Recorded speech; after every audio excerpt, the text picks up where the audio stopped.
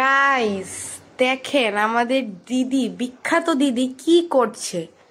সে blogger থেকে সে painting ও man হয়ে গিয়েছে। এটা কোনো কথা গাইস? ইয়েস, আমি কি বলবো, যে আমি রান্নাও পারি, আমি পেইন্টিংও পারি, আমি ব্লগিংও পারি, তাই সব পারি, আমি অলরাউন্ডার। ও মাই গড। তো গাইস আপনারা কি এক্সাইটেড আমার রুমের লুকটা দেখার জন্য? ইয়েস গাইস, এই ব্লগ আমাদের এই রুমের এই ব্লগটা কিন্তু আপনারা পেয়ে যাবেন আমাদের চ্যানেলে ব্লগ ভার্স বাই চন্দ্রাতে। আমি কিন্তু গাইস এই ব্লগের জন্য এত কষ্ট করতেছি। এই দেখেন জি আমার গাইস, অবস্থা, আমার নখের অবস্থা।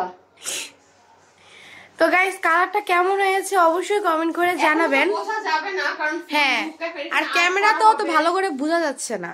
আমি তো এটা আর্ট করব, তো এর জন্য ডিপ কালার বসাইছি। হ্যাঁ গাইস, ফুল রুমটাই এখানে কালার করা হবে, চেঞ্জ হয়ে যাবে। তো ইয়েস গাইস, তো আজকের মতো বাই বাই।